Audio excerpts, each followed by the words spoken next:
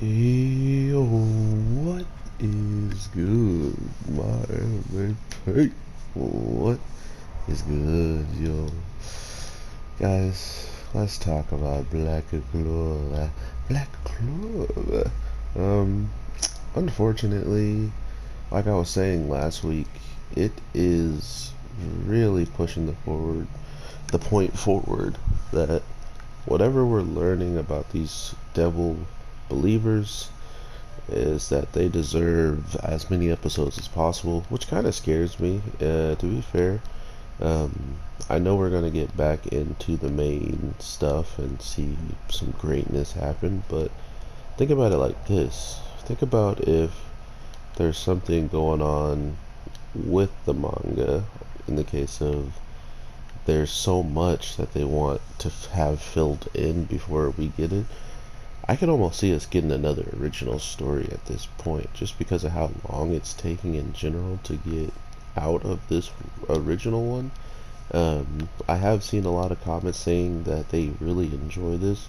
I guess it really does have a little bit of the flair or the long-lasting development that some shows have. Um, but that's this other scary part about it is sooner or later the show might be able to start making stuff better than the true show. Nah.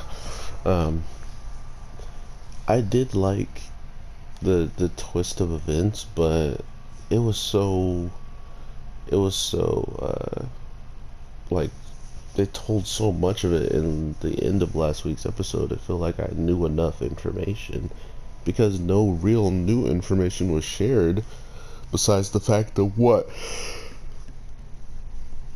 more of a reason to believe that they are truly into the devil uh, believing aspect of it all. That's about it.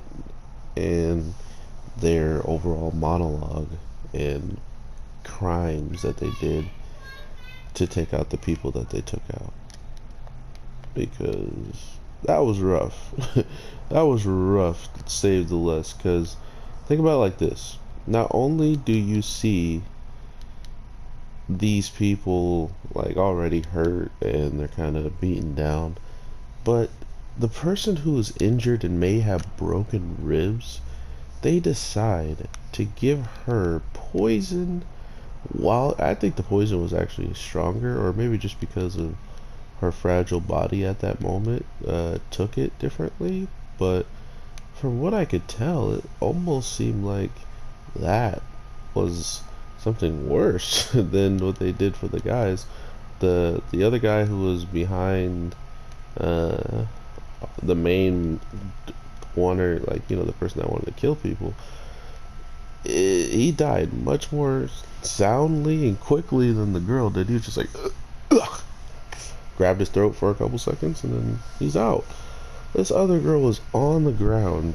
She was already having some breathing problems because of the ribs. But then you add the fact of poison, so she's still like, she's actually going to breathe harder than she's supposed to with injured rib. So there's a thing about the human body, and that's the nature of knowing when to like shell up. Like there's, for instance, if you hurt your right foot, you usually start putting most of your weight and your balance on your left foot to compensate.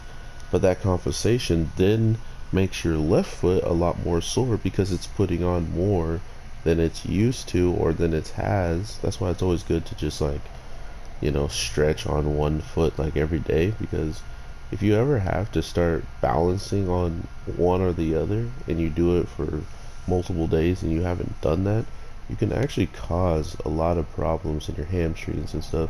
Sorry, massage mode took over. But that being said, having her take something that was going to accelerate stuff to make her pretty much pass away while she's already in that position was so dark. I think that's the darkest thing that someone's done in this show. While they're already not capable of fighting or even capable of being moved, you poison them and watch them writhe in pain before you then watch two other people almost die to your poison, and then instead of letting the other guy die to poison, you run up and stab him while he's poisoned. I believe these characters are going to be fodder deleters. Like, anybody who pretty much came alive in this arc is probably going to be taken out. Like, for instance, the people who wanted to destroy the devils, now they're gone. You know, like, all three of them are gone that were real anyway. Like, everybody else wanted something else, and they were the real ones that wanted that. So they're gone. Done deal. Goodbye. And now what are we watching? Oh, we're watching these people who have dang their like, they have probably at more than 2,000 people. Nah, maybe not. They at least have, you know, like 1,000 people or somewhere near, something crazy like that, marching and all headed, they said, to the kingdom of Spade.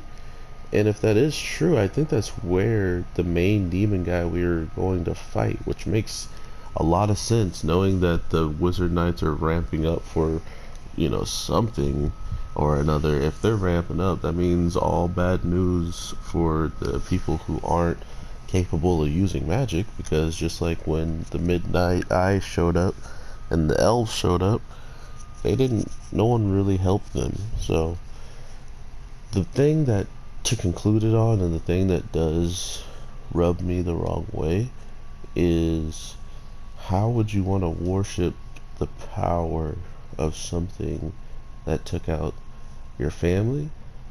But it makes a lot more sense looking at the wedding picture. Who really wants to be in something that you aren't truly committed to? Who wants to be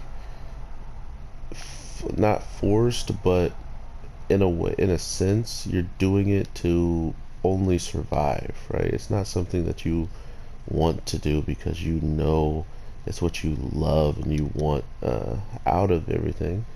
It's something you're doing because if you don't, you'll probably end up not making it. And that's the consensus I kind of felt with this woman and her marriage, quote unquote. Just like the way Noelle pointed out, her not smiling during the picture and whatnot.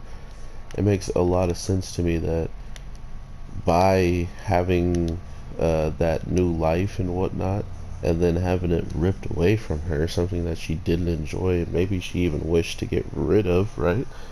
If it was something that we find out she wanted to be out of it, which I'm hoping we find out next week, but I doubt it. There's so many people on this ridge, I don't see how they're going to handle this problem within an episode now. Like, they keep stacking up things that make it feel like we need more episodes to actually fill out the blanks.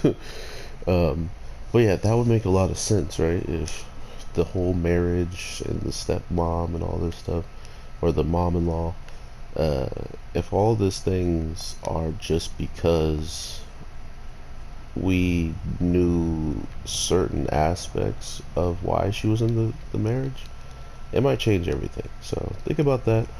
Maybe that is the reason why, because Yami's stumped on it, right? And I guess we have to just think the opposite of what, you know, we think the happiness is. What if it wasn't happiness? What if it was for money and stuff like that, so she can actually provide for the people doing the dark deeds?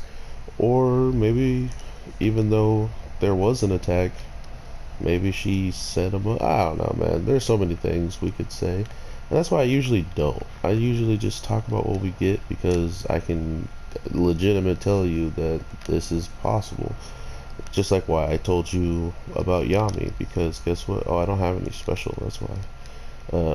Because with Yami, he wants to know, like, why, if she doesn't look happy, why is it that she got married with this person? And the old lady, someone's grandma who has no reason to lie, why is it that she's hearing, oh yeah, she was the happiest girl ever and she was so happy to get married?